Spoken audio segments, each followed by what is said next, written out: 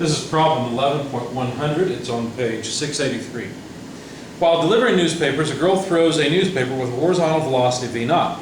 Determine the range of values v naught if the newspaper is to land between points B and C. I'll refer you to the figure, but, well, just for the geometry.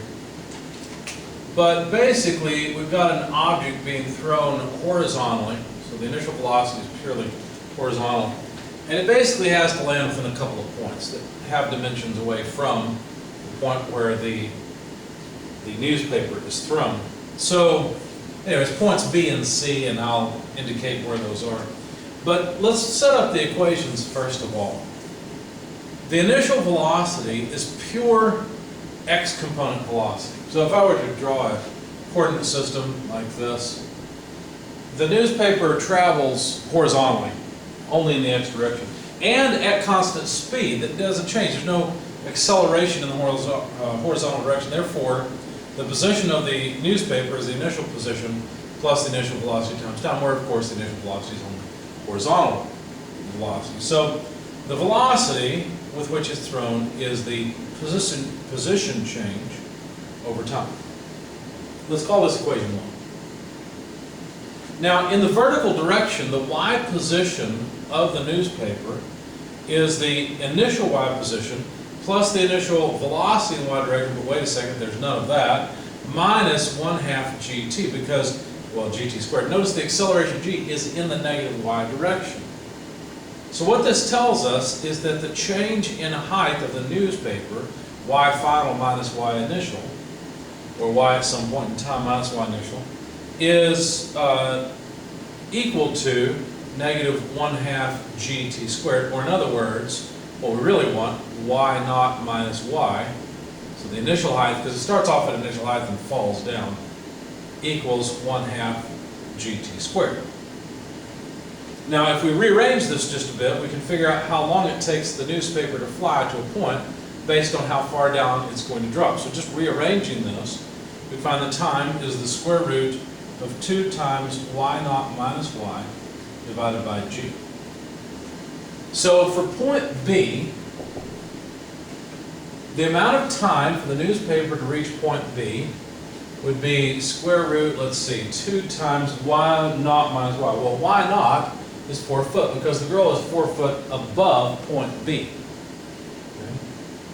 The newspaper drops to point B, which is 8/12 or 8 inches, 8/12 of a foot above the reference. And of course, acceleration of gravity is 32.2 feet per second squared.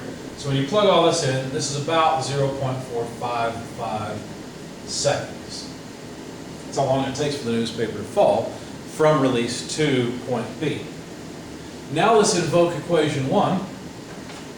And what do we need? Well, we need the horizontal distance. Well, it ends up 7 feet away because point B is 7 feet away from the point of release. And so the point of release is at 0 feet, and it takes, as we said, 0.455 seconds or so. Of course, this is the initial velocity. I'm sorry, I should have written that down first, but that's equation 1. Let's do it this way.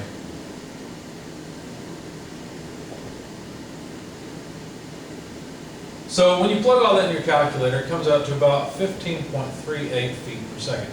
And that's how fast the newspaper has to leave the person's hand in order to hit point B.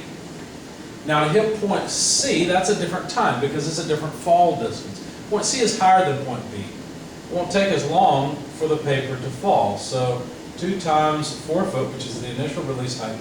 Now the height of point C, it's 3 times higher. Basically, it's 3 times 8/12 of a foot, or in other words, 3 times 8 inches per 12 is changed to feet because it's 3/8. It's what, 24 inches high, something like that. Divided by then 32.2 feet per second squared. Plug all this into your calculator, you'll get about 0.352 seconds. Not a surprise, it doesn't take as long to drop as far as it did for B. And so now, invoking equation 1 again, the initial velocity required.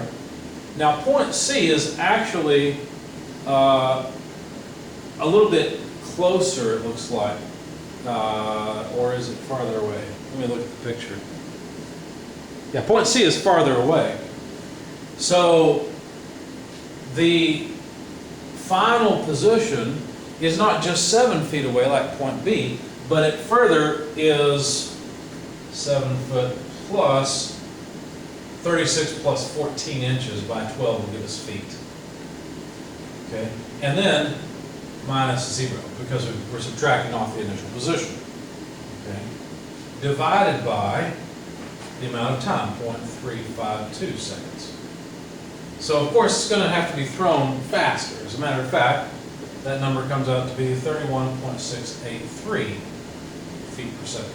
So basically the initial velocity has to be between 15.38 feet per second or 31.68 or so feet per second in order to land between points B and C.